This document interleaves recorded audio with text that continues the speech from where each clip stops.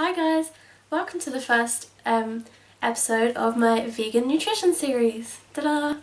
Yeah, so as some of you know, I used to study dietetics, so I have quite a good background in nutrition. I studied dietetics for 2 years, and prior to that I studied home economics, which was largely nutrition based, so I have a lot of knowledge about nutrients, sources of nutrients, functions of nutrients, all of that good stuff.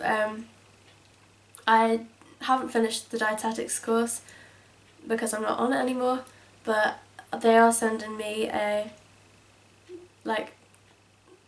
certificate degree in higher education in nutrition or something, so there's that. So I decided that I wanted to do a vegan nutrition series, and I thought it would be a good idea to educate people on how to get various nutrients whilst on a plant-based vegan diet. There's a lot of misconceptions out there about getting deficiencies and not being able to obtain certain nutrients in large enough quantities, or in some cases any quantity at all. So yeah, I just want to prove to you, educate you, and show you that it's easy to get all the nutrients that you need on a completely vegan, plant-based diet. It's completely healthy and we're not missing out on anything. I've been vegan for 10 months now and I haven't died. I'm in the best health that I've ever been in. So yeah, let's get started. Okay, so the first nutrient that I want to talk to you about is probably one of the most largely discussed nutrients, and it takes a lot of criticism among people whenever you say, oh, I'm vegetarian or I'm vegan. People say, but where do you get your protein? They think that dead animal flesh is the only source of protein. Meat is not the only source of protein, people. So one of the biggest misconceptions of all time is that if you go vegan, then you're gonna become protein deficient. That is not the case. As I said, I've been vegan for 10 months and I've managed to put on lots of muscle during that time. You can't really see because I'm wearing a dress, but I'll show you my muscles another time, that's for another video. But yeah, you will not get protein deficient on a vegan diet. There are lots of plant-based sources of protein. So yeah. And actually, you don't need a lot of protein in order to be healthy, in order to maintain muscle function, bodily functions. A lot of people think that you need a lot more protein than you actually do. There's bodybuilders and whatnot who take crazy amounts of protein daily by protein bars, protein shakes, loads of different crazy supplements, and they'll be going up to up to 2 times the amount they're supposed to, and way above, which is really unhealthy. Too much protein can cause problems for your kidneys, especially animal protein. You can get kidney stones, cancers. It's awful, not good. So basically, the Department of Health in the UK, they recommend around 0.8 to 1 gram of protein per kilogram of your body weight per day. So for me, for example, I'm roughly around 50 kilograms. That's how much I weigh roughly, and so that would mean for me, if I was going by 1 gram of protein per kilogram of body weight per day, bit of a mouthful, then if I was 50 kilograms, if I weighed 50 kilograms, then roughly I should be eating about 50 kilograms a day. But that's not even to say that I'm going to get that much every day, or that I have to consume that much, because 0.8 to 1 is a healthy range. Now, people who are a bit more active, like athletes, runners, people who do a lot of sports, swimmers, bodybuilders, their protein requirements may be slightly higher. If you have higher muscle mass, then you will need slightly more protein, but it's recommended not to go above 2 grams of protein per kilogram of body weight per day, because above that can be harmful and bad for your kidneys and things. I won't go into the science of it because it'll be way too long. Might be for another video. If you're interested in the science behind protein and damage on your body, then let me know and I'll do a video if you want. But yeah, and also comparing animal protein and plant proteins. Plant protein is so much healthier for you.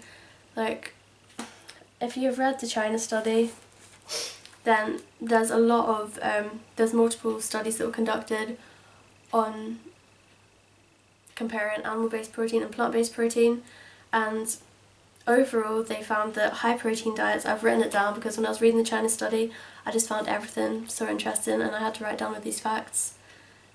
So high protein diets promote cancer growth.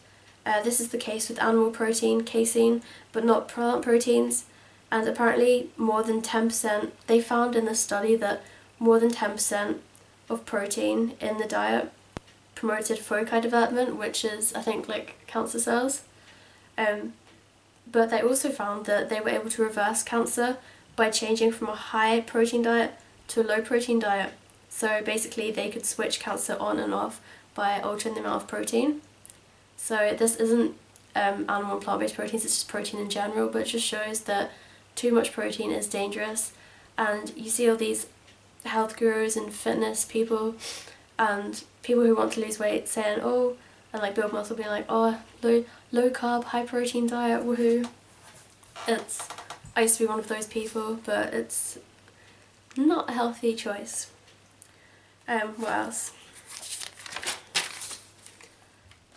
Yeah, and they also found that animal protein caused blood cholesterol to increase, while plant protein caused it to decrease. So there's actually a lot about proteins. There's a whole chapter about proteins in this book by T. Colin Campbell, The China Study. I definitely recommend that you read this if you haven't already. There's so much. I haven't even finished reading it. I'm just over halfway through, but there's an absolute plethora of knowledge in this book about nutrition and all the different kinds of nutrients, what's good, sources, what's bad, and I really recommend that book, but enough rambling. So yeah, it's easy to get protein from plant-based foods, so easy. Let me see, I've brought a few of my staples in my cupboard. Now, baked beans. Now those of you who say that veganism is expensive, like, bitch, have you ever tried beans? This is a single serving can, okay, and it's a tiny one. It's from Tesco's Healthy Living range, but I just bought this because it was on offer. You can get any baked beans that all have the same amount of protein in them, and this single can has 9.5 grams of protein in a serving, and I'm pretty sure the big whole cans have a little bit more than double this. So I know for a big can of beans it has 20 grams of protein, so if you eat a whole can of beans it has 20 grams of protein. If you eat half the can, which most people do, then it has 10 grams of protein. So baked beans, protein. Kidney beans, half a can contains 9.7 grams of protein. Basics kidney beans, and these cost about 30p. Not expensive. There you go. What else? Something else. So cheap. This was about 60p for a kilogram of white rice. Let me see. In an 180 gram serving there is 4.7 grams of protein, and I usually have about 200 or 300 grams at a time. So that's about 10 grams of protein in just white rice for me. Let's see what else. We have oats. Oats per 100 grams has 12.1 grams of protein. I'd say I usually have about 50 or 60 grams of oats, so that would mean I would get about 6 or 7 grams of protein in a bowl of oats, and you can too. And these oats were like, for this bag, I'm sure it was like 60p in like B&M bargains or something. This is just a generic, non-fancy packet of oats. Ignore the low cholesterol thing because it's oats, like, all oats. Stop promoting this brand, like, all oats will have the same properties. Okay, now let's go on to, I have these chia seeds. They are a source of protein as well. A 15 gram serving, which is basically like a teaspoon or a tablespoon, I'm not sure which, has 3 grams of protein. So that's just sprinkle some on. Sprinkle as much or as little as you want. Also, nutritional yeast is about roughly the same. Sprinkle some on, add in protein. healthy, plant-based, normal diet for it. So yeah, what else? This, now we're going to talk about veg. Green veg in particular is a good source of protein. So let's go to the first one that I looked at. This book, the Compositions of Food book, recommended that I buy this whenever I was on my course. I've had this when I was in first year and it was kind of handy, I suppose. Composition of Foods, it basically tells you a lot of different foods. It's a very thick book, so it contains lots of different foods in it, and it tells you the nutrient content of each, the macronutrients, so like the calories, the carbohydrate, the fibre, the fat, the protein, and the like micronutrients like zinc and blah blah blah blah. So let's see, broccoli. So it's very hard to read sometimes. It's the only thing I don't like about it. It's very squished. Broccoli 738. I had to look in this before I show it to you because otherwise I'd be here all day. But it says 100 grams of protein. Sorry, 100 grams of broccoli has 4.3 grams of protein. So take your average serving of broccoli. An average serving of vegetables is 80 grams according to food portion sizes standards. So that'll be, it's like 4 grams of protein in a serving of veg.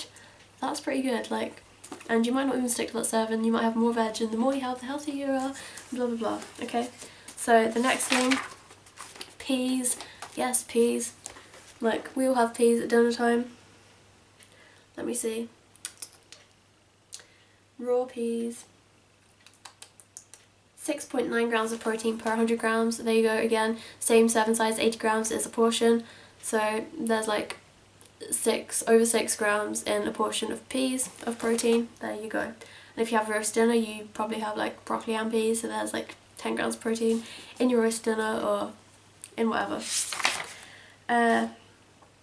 Let's look at other things. What else? Like mock meats, like tofu, there is 8.1 grams of protein in 100 grams of tofu, and if you have tofu you probably have more than 100 grams of protein, so you can get like 20-30 grams of protein in a meal of tofu. What else? What else? Hummus, I fucking love hummus, excuse my language, but hummus, 6.8 grams in 100 grams of hummus. So, if you were ever skeptical about the vegan diet and protein, the vegan diet protein dilemma does not exist. It's, if you're uneducated on nutrition then, and you go by what your grandparents and old-fashioned and like your parents told you, you have to eat meat for protein, then understand why you're skeptical and why you didn't know about this and why you thought you had to eat meat for protein, but now you know, you're welcome. So yeah, I hope you found this video useful. I hope I wasn't going too fast for you. If there's things that you'd like me to explain in more detail, then I'd be more than happy to. I love talking about food and I love talking about nutrients. It's like my fave topic ever, nutrition, and I'd like to do something along the lines of like plant-based nutrition in the future maybe. So yeah, I'm happy. If you want me, you can make a video request. If you want me to do a video on a specific nutrient or my thoughts on a specific food, then go ahead and ask. Or if you don't want a video, then you can feel free to DM me or private message me on Twitter or Instagram or YouTube if that's possible, whatever you want. But yeah, so first episode of this vegan nutrition series over. The next video I do, I'll probably make it tomorrow. So yeah, hope you enjoyed. Let me know what you think. Bye! Just really quick, I forgot to include this in my video, but I wrote out some ideas for healthy plant-based protein meals. So here's a few meal ideas.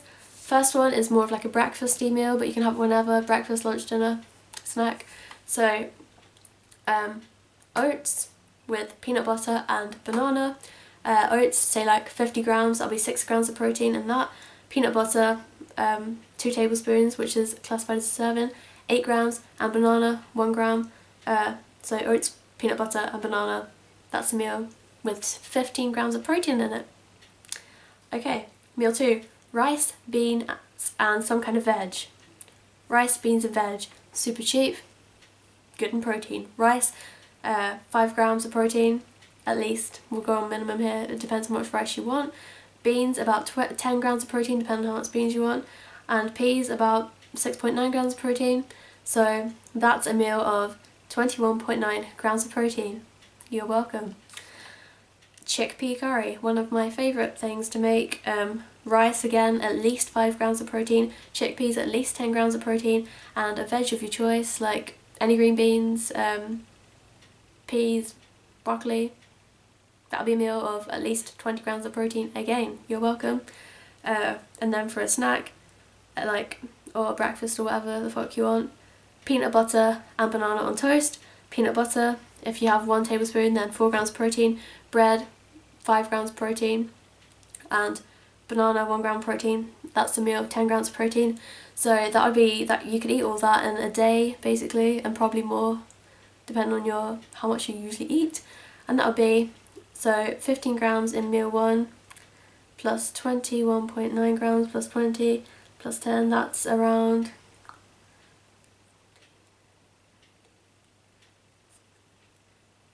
that's 66.9 grams of protein in a day, and that's more than my body weight. So yeah, plant-based protein, deficiency non-existent.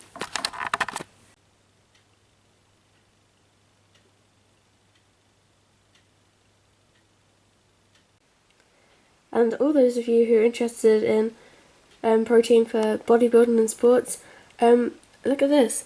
The only male US weightlifter in the Olympics, and this is Rio 2016, is vegan. Vegan Olympic weightlifter Kendrick Farris proves you don't need to eat meat or even dairy to build the explosive strength required for Olympic weightlifting after being the only male USA weightlifter to qualify for the Olympic Games. Prior to going vegan, he also competed in the 2012 Olympics in London, and since then he has packed on more muscle, moved up a weight class. At 94 kilograms, he set an American record at the 2016 Olympic Trials in Salt Lake City. So look at that. He is vegan. Look at all that strength. Look at those quads. Damn. He's vegan. There's a lot of male athletes. Carl Lewis. I'm not sure if you know these people, I don't know all of them. Scott Jurek, Murray Rose, bodybuilder. Mike Tyson, he has gone vegan recently. Rich Roll, Patrick Neshek. There you go. And also, some of the biggest and strongest animals in the world are vegan. Like the elephant, the rhino, the hippo, the bison, the wildebeest, the horse, and also gorillas, and what's this, manatee, the deer, some whales, yak, all of these animals, vegan. So there's obviously enough protein in plants to build muscle and get swole, get those gains.